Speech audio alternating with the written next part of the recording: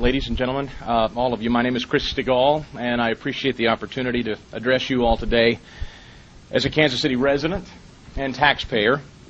And I'd also state that I come to you today speaking on behalf of literally hundreds of Kansas City citizens and dozens of Kansas City, Missouri police officers that have contacted me personally to share their thoughts on your decision to uphold the termination of 2 police officers last month.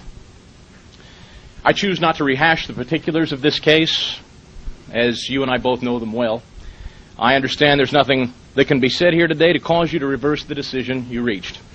Instead, I feel it's important today to convey to you the deep sense of disappointment, anger, and sadness you've caused for not only Kansas Cityans by the thousands, but more importantly, the officers of the law you were appointed to serve. The officers, gentlemen, not just the citizens of Kansas City, but the officers you were appointed to serve. I've researched each of your backgrounds. I'm familiar with your professions outside of your board service. As a talk radio host, I have the unique ability to talk to and hear from hundreds of Kansas Cityans and surrounding residents each day. I've shared what I know about you and your decision last month with my audience, and rather than hear directly from me, I thought first it best to hear from some of them in an email I received. Just by definition, wouldn't you expect this board to be defenders of the police? But I'm afraid we get what we deserve. These officers were just roadkill under the wheels of political ambition to these people. They consider them collateral damage in the battle. The board just felt these officers were not worth the fight, and perhaps they are counting on the courts reinstating the officers with no political cost to themselves. Or an email from an officer. Our profession is hard enough. We have to make the decisions quickly and sometimes in a split second. However, it makes no sense that some members of the board can spend a year analyzing our decision after the fact.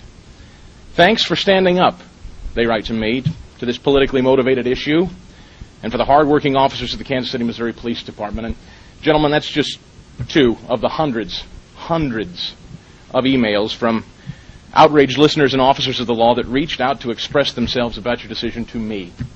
They didn't feel they had anywhere else to turn. Gentlemen, at this hour on a Tuesday morning, I presume you're aware that most hardworking Kansas Cityans are at their place of business. They're unable to take the time away from their jobs to speak their piece before you as I am today.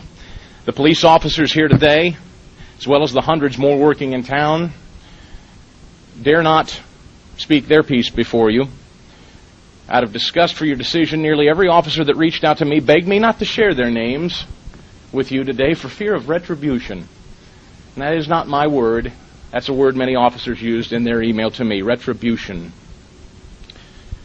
Many within your own ranks have expressed concerns that your decisions are driven by political implications for yourselves, while the officers worry about retribution from you should they speak freely. And, gentlemen, if I may, this is the epitome of dysfunction in my opinion.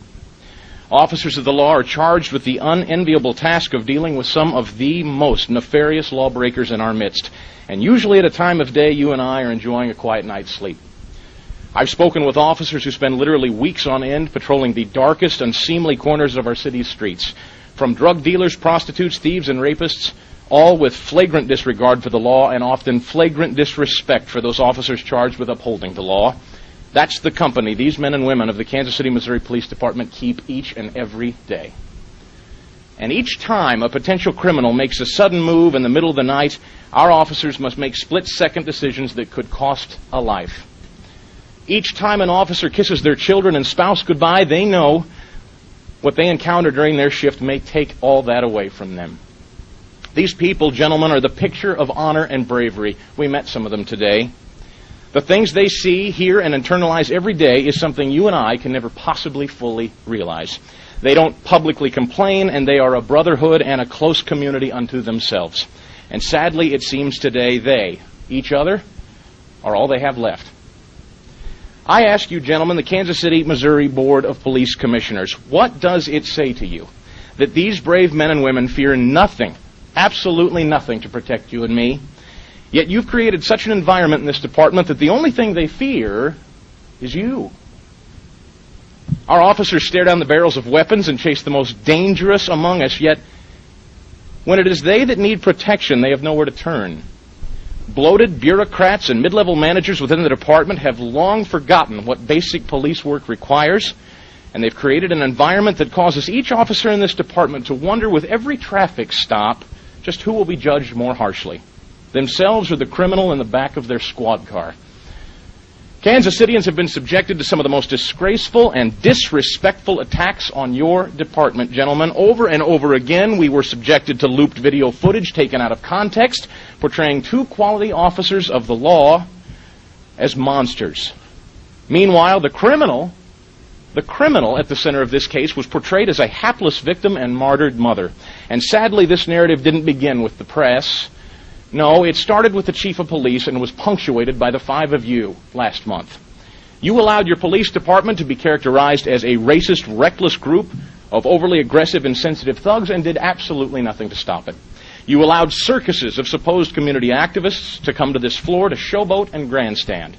You allowed the cover-up of the true history of the criminal in question and did absolutely nothing to educate the press and the citizens of this city as to just what kind of extensive criminal past this woman possessed.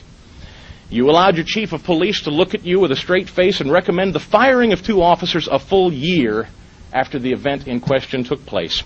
And not because the chief came to the conclusion after so much time had passed, but because the criminal in question announced her intentions to sue the department.